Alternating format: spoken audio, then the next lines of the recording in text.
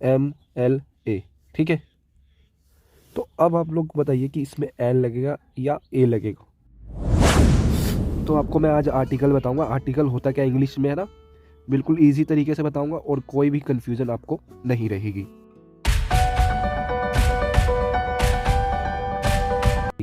तो आर्टिकल होता क्या है पहले आप लोग ये देखिए, आर्टिकल्स है ना, ए एन द को आर्टिकल्स कहते हैं,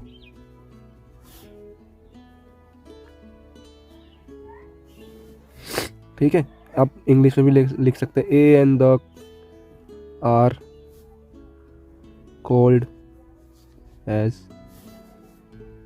आर्टिकल्स।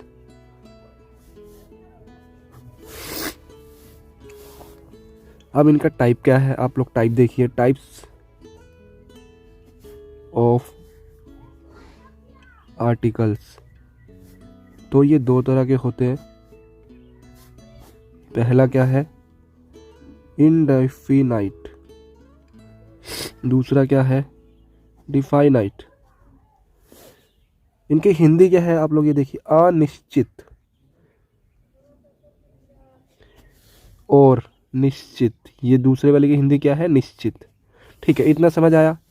और ये इनडेफिनाइट कौन कौन से होते हैं, ए और एन को हम लोग इनडिफाइनाइट बोलते हैं, और द को क्या बोलते हैं, डिफाइनाइट, ठीक है। यही तीन आर्टिकल हैं, इन दोनों को कैटेगरी में जब हम लोग रख देते हैं तो उसको टाइप बोलते हैं। अब देखिए यूज ऑफ ए एन।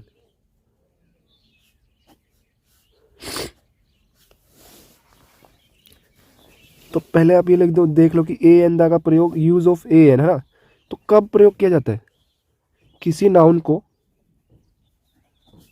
किसी ए एन का प्रयोग कब होता है, जब संज्ञा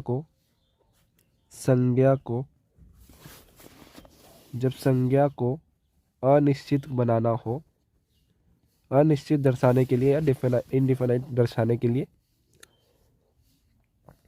बताने के लिए ए एन का प्रयोग होता है, ठीक है। अब आप लोग ये देख लीजिए, उदाहरण देख लीजिए, ताकि आप लोगों को बेटर समझ आए कि ए एन का कब प्रयोग हो रहा है। एक बहुत अच्छी चीज़ है जो आप लोगों को कन्फ्यूज रहती है, जो कन्फ्यूजन आप लोगों को रहती है, राम इज ऑनर, ऑनर की स्पेलिंग क्या है, बॉय। तो यहाँ पे आप देखो, राम इज ऑनर बॉय, तो यहाँ पे ए लगेगा या एल लगेगा, आप लोग ये बताइए, क्योंकि आप लोगों ने पढ़ा हुआ है एन, ए लगेगा या एल लगेगा, आप लोग बताइए, क्योंकि आप लोगों ने पढ़ा हुआ है कि एन कब लगेगा, जब कोई वर्ड वोवल से शुरू हो। तो ये वोवल से तो शुरू नहीं हो रहा, फिर भी यहाँ एल लग रहा है, ऐसा क्यों, क्योंकि आप बोल रहे हो उसको ऑनर, ठीक है। तो ओ की आवाज़ आ रही है कि नहीं, ठीक है। जब वोवल की साउंड आए, वोवल का साउंड आए तो क्या लगेगा, साउंड आए तब एन का प्रयोग होता है, ठीक है। कोई दिक्कत नहीं होनी चाहिए। आप देखिए आप लोग, जैसे मैंने कहा, अब यहाँ पर आपको ध्यान देना है कि जब यहाँ पर कोई वोवल है, तो वोवल का अगर साउंड आ रहा है वोवल जैसा, तो आप वहाँ पर एन लगाएंगे। नहीं तो अगर वो वोवल होते हुए भी उसका साउंड अगर वोवल जैसा नहीं है, तो आप वहाँ पर ए लगाएंगे। मैं आपको एग्जांपल दे देता हूँ आप, ताकि उससे समझ जाएं कि क्या मैं कहना चाह रहा हूँ। तो यहाँ पर आप एग्जांपल देखिए, what is the difference between a college and a university. तो यहाँ पे देखो, यू की आवाज़ यू जैसी आ रही है ना, यू, अगर इसकी आवाज़ अ जैसी आ रही होती तो आप लगाते एन। मगर यहाँ पर यूनिवर्सिटी, अगर हम अम्ब्रेला को यू अम्ब्रेला बोलते तो वहाँ पर ए लगता, मगर अम्ब्रेला ना अ की आवाज़ आ रही है, तो ए क्या है, अपना वोवल है, तो इसलिए हमने वहाँ पर एन लगाया। याद रखिए कि वोवल में भी आप लोग ए लगा सकते हैं जब वोवल का साउंड ना आए। ही इज MLA, ठीक है। तो अब आप लोग बताइए कि इसमें एन लगेगा या ए लगेगा। तो यहाँ पर देखो, MLA, ए म ए, ठीक है, ए क्या है आपका, वोवल पता है ना आप लोगों को, वोवल 5 होते हैं, ए ओ आई, ए ओ आई ई यू, है ना। तो ए देखो सबसे पहले ही ए एम एल ए की आवाज़ आ रही है ना, तो यहाँ पे क्या लगेगा आपका, एल लगेगा, ठीक है। यहाँ पे आपको कोई डाउट नहीं होना चाहिए। और आपको तो पता ही है ए का यूज़ क्यों कब किया जाता है, ही इज़ अ बॉय। तो बॉय आपको दिख भी रहा है कांस्टेंट है, और आवाज़ भी आपको, अगर ओए बोलते हैं हम लोग, ही इज ओए, तो क्या पता एल लगना चालू, तब हम लोग एल लगाते हैं, मगर इसको हम लोग बॉय बोलते हैं, ठीक है। तो अब आपको ए और एन का पता चल गया होगा कि ए और एन का कब यूज़ होता है। अब बात करते हैं द का कब यूज़ होता है भाई। तो द का प्रयोग कब होता है, जब संज्ञा को निश्चित करना हो, निश्चित करना हो या बताना हो, तब एन अरे द लगता है, ठीक है। तो पहले आप लोग देखिए कि ए एन वाला, पहले मैं आपको एग्जांपल दे देता हूँ। दिस इज ए हाउस, तो आपको पता ही है कि ए क्या है, डेफिनाइट है, इनडिफाइनाइट है। तो दिस इज ए हाउस, ठीक है। अब हाउस देखो, हाउस के आगे द भी क्यों कैसे लगता है ये भी देखिए, क्योंकि ए मैंने लगा दिया तो हाउस क्या हो गया, अनिश्चित हो गया।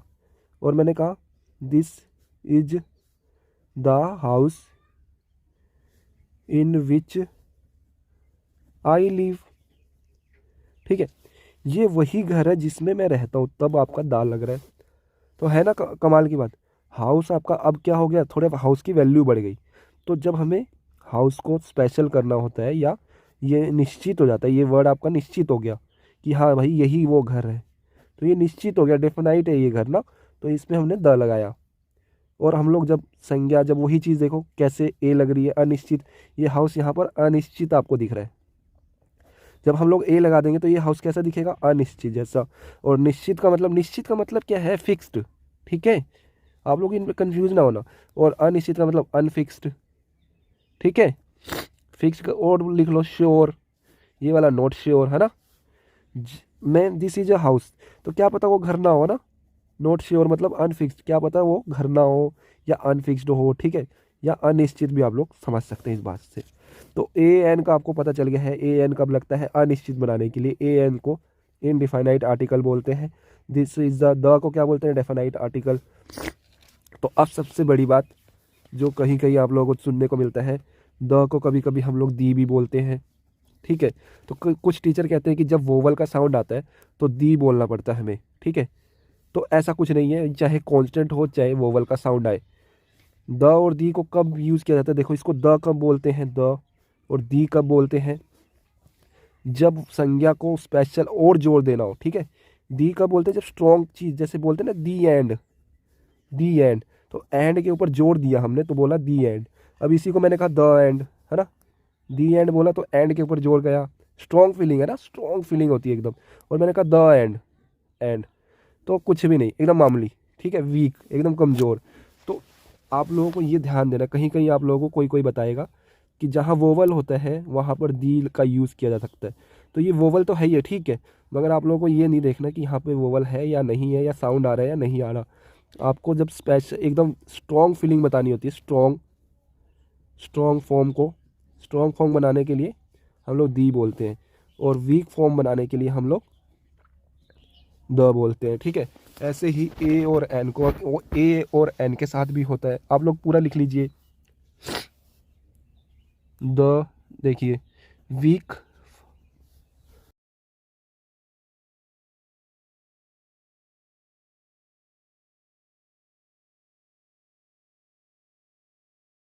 आप लोग पूरा लिखिए, वीक फॉर्म है और कौन सी स्ट्रॉन्ग फॉर्म है तीनों में से, और कैसे कैसे बोला जाता है। ए और एन है ये, और ये द है। आप लोगों ने ए एन द ही सुना होगा, मेरे को पता है आप लोगों ने ए एन, अभी तक ए एन द ही सुना होगा। तो वीक में कैसे बोला जाता है, देखो वीक में इसको अ बोला जाता है, इसको भी वीक में अन बोलते हैं, और इसको द बोलते हैं वीक में। और जब स्ट्रॉन्ग फीलिंग होती है, स्ट्रॉन्ग फॉर्म बनाने के लिए हम लोग उसी चीज़ को दी बोलते हैं, इसको एन, एन बोलते हैं, इसको ए बोलते हैं, ठीक है। ये एक स्ट्रॉन्ग फॉर्म है, जब ये यूज़ करेंगे ना तो उस संज्ञा पे जोर डलते हैं। तो जब आप लोग याद रखना, चाहे वोवल हो चाहे कांस्टेंट हो, आपको द कब बोलना है और दी कब बोलना है, अ कब बोलना है, ए कब बोलना है। जब आप लोगों को संज्ञा पर जोर डालना हो, ज़्यादा जोर डालना हो, तो हम ये यूज़ करते हैं ताकि लोगों का ध्यान उस चीज़ पर पड़े। जैसे कि दिस इज ए एप्पल, ठीक है, तो एप्पल पे बहुत ज़्यादा लोग ध्यान देंगे। अब मैंने कहा दिस इज अ एप्पल, ठीक, तो कोई फ़र्क नहीं पड़ता, वो वर्ड इतना मायने नहीं रखता क्योंकि वीक फॉर्म है, ठीक है। किसी का जोर खींचने के लिए या किसी का ध्यान डालने के लिए हम लोग स्ट्रॉन्ग वाले का यूज़ करते हैं, बोलते हैं। और जब किसी पे मतलब नॉर्मल टाइप हो, ऐसा ही हो, तो अ एन, अ अन द का यूज़ करते हैं, ठीक है।